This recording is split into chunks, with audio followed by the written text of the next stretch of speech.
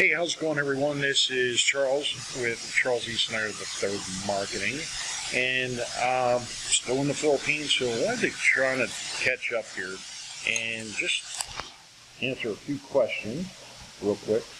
Say good morning. Just say hi. Come on, just say hi. Say hello. Okay, she's being bashful. It's the morning, so I'll let her slide this time. Anyway, we received a couple questions, and I want to bang a couple of them out as I can, as I have the opportunity. This question came to us from Alana, wants to know if you can migrate stats from a WordPress.com website to a self-hosted one. I'm not totally sure. I never tried. I imagine there's ways to do it through like Jetpack. It's a plugin that you can use for a self-hosted version of WordPress, and that has a number of stats associated with it. However, my question is, why would you want to? As you're building out your blog or transferring information over, or just blogging through the course of business or whatever the case may be, you want your actual stats for the website, how it is actually performing. Just remember, since you are transferring the website, this is going to be brand new, so it's going to take a while for the search engines and stuff to pick up the content and to properly index your website. One way you can get around that a little quicker is by actually creating what's called a robots.txt file, telling the robots, like Google, the Google Spider, Bing, Yahoo, etc., where your content is on the website. Another aspect of that is creating what's called a sitemap. Sitemaps are like manna. They're like a special treat for search engine spiders to actually check out all the links on your website. So those are probably the two best ways to kind of mitigate that transfer, because you're not going to have a true sampling of your stats until 3 to 4 months. Okay, babe. Until 3 or 4 months later on, then you'll actually see the stats and stuff picking up as the search engine have indexed the content on your website. So another thing to keep in mind is, as you are creating your own self-hosted website, WordPress website, is you need to add content to it on a daily basis, like 5 days a week, for at least 6 months. That's just to get noticed.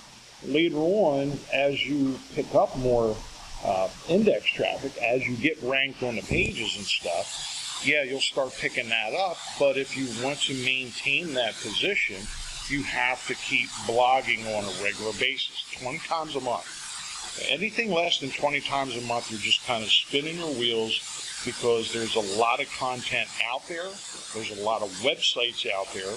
And the practice will help you improve your content, because the better your content is, the better you're going to get ranked on the search engines, the better you're going to do with drawing traffic in and getting people to share your shit, whatever it may be.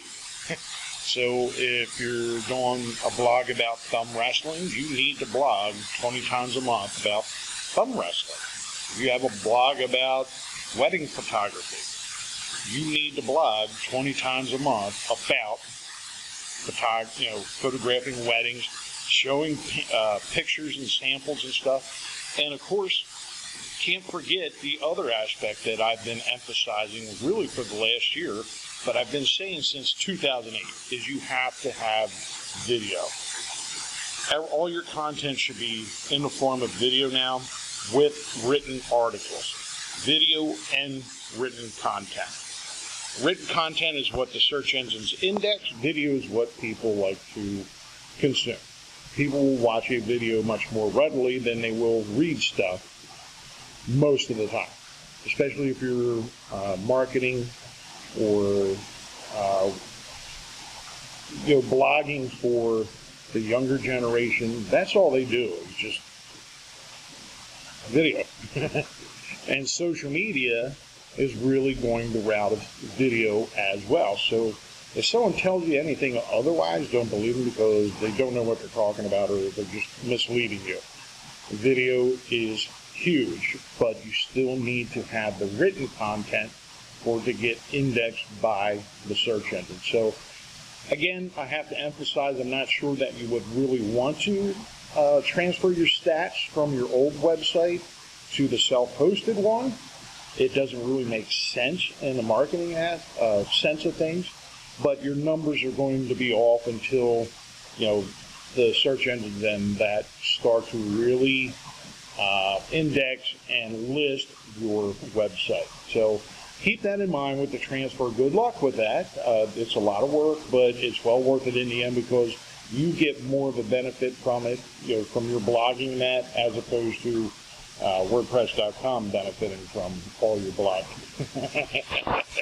And you'll get better search engine ranking, far better.